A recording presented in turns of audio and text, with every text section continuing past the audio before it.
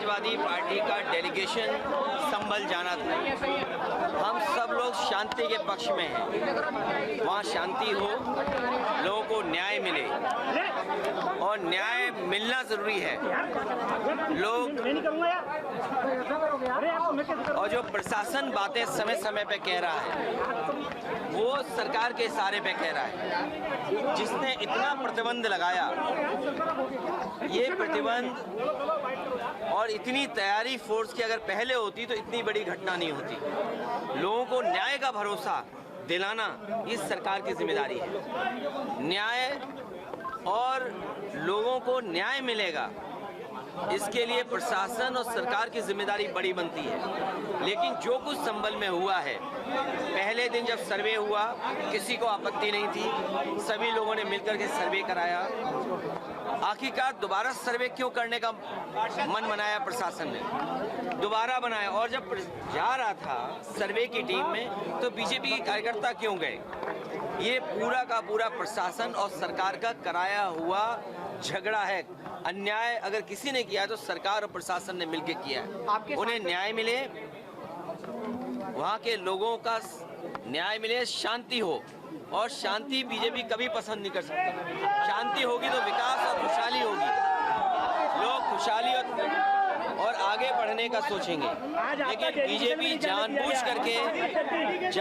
करके कह रहे हैं डेलीगेशन नहीं जाने दिया। और कब तक? अंतर्गतवा डेलीगेशन या लोगों को मिलने तो आप देंगे ना? कब तक आप ये भी कोशिश करते हो कि पूरे संभल में टीन लगा दो? याद कीजिए, लखनऊ में टीन लगाई थी, क्या संभल में भी टीन लगा देंगे? हर जगह थे। ये प्रशासन जानबूझ करके ध्यान हटाना चाहता है। जिस तरीके से उन्होंने चुनाव में बेईमानी की, आप में से जितने लोग हैं, हम और आप किसी दबाव में कुछ कह सकते हैं, लेकिन जो आपके मोबाइल ने वीडियोस बनाए हैं, आपके कैमरे में जो बातें दर्ज हो गई हैं या कैमरे ने जो रिकॉर्ड की हैं, वो तो नहीं झूठ बोलेंगे ना। किस तरीके से बेईमानी की, पूरा का पूरा वोट लूट लिया, लोगों को वोट नहीं डालने दिया। यही तो बात हम लोग कहते आए हैं कि बीजेपी की सरकार संविधान से नहीं चलना चाहती है, अपने मन विधान से चल रही है। और जब एक एक्ट है, प्लेसेस ऑफ वर्शिप एक्ट है, जब तो आप क्यों इस तरह की बात कर रहे हैं? क्यों इस तरह का काम जानबूझ के कर रहे हैं? आपकी जो मुख्य पार्टी है, मुख्य विचारधारा है, उसके लोग भी यही कहते हैं कि ये जरूरी नहीं कि हर जगह आप खो दें। अखिलेश जी, संभल के उपद्रवियों को शहीद बताया जा रहा है, क्या कहेंगे आप? देखिए, जो ये भाषा किसकी है? इस भाषा का कोई स्वीकार नहीं करेगा लोकतंत्र में। ये पूरा सब कुछ कराया हुआ प्रशासन का है। कमिश्नर ये कह रहे हैं कि 10 तारीख के बाद ही आ सकती है समाजवादी पार्टी का डेलीगेशन। 11 तारीख को बुला लें कमिश्नर साहब। तो इसका मतलब अगर आप कमिश्नर ही सरकार चला रहे हैं, इसका मतलब तो 11 तारीख को बुला लें। अच्छा, ये बताइए, अगर उनको ये लगता है कि इस तारीख तक आना ठीक नहीं है, आप जो पीड़ित हैं उन पर दबाव क्यों बना रहे हो? वो तो वीडियोस वायरल हो रहे हैं। तो सुप्रीम कम से कम इस बात को ऑब्जर्व करेगा कि कैसा दबाव बनाया जा रहा है। अजमेर की दरगाह है, बगल को लेकर याचिका दायर है। अजमेर वाली दरगाह को लेकर क्या कहना चाहिए? प्लेसेस ऑफ वर्शिप एक्ट के बाद इस तरह की बात उठाना, भारतीय जनता पार्टी जानबूझ करके इस तरह का माहौल बना रही है। जितने भी लोग हैं, ये सब भारतीय जनता पार्टी के समर्थित लोग हैं। इस देश में शांति होगी तभी विकास होगा, तभी खुशहाली आएगी, तभी लोगों का जीवन बदलेगा। और बीजेपी कभी भी शांति नहीं चाहती। डिप्टी सीएम केशव प्रसाद मौर्य ने कहा है कि समाजवादी पार्टी दंगा कराना चाहती है और खींच बटा रही है हार का उपचुनाव की।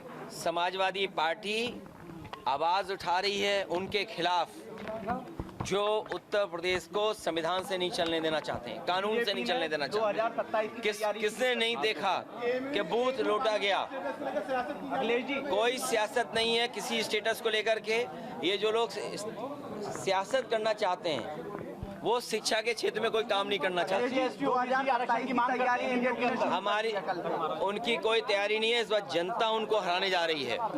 जनता ने तैयारी कर ली है कि जिस तरीके से उन्होंने कुदरी है, वो वोट की लूट जनता कभी लोकतंत्र में स्वीकार नहीं कर सकती है। जो एक विधानसभा बची है उसमें किस तरह के नाम लग रहे हैं? उसमें मैं तो कहूँगा अलीगढ़ के पूरे मीडिया के लोग, आपके माध्यम से पूरे देश के मीडिया के लोग और दुनिया के मीडिया के लोग आए कि कितना अच्छा लोकतांत्रिक व्यवस्था यहाँ पर है, कि कितनी आज़ादी के साथ लोगों को वोट डालने का मौका मिलता है। और आप लोग आइए, कम से कम देखिए कि लोकतंत्र हमारा कितना स्वस्थ है, और अयोध्या का चुनाव जरूर देखने आइए। योगी आदित्यनाथ 2027 की बात कर रहे हैं, कह रहे हैं 2027 जीत लेंगे।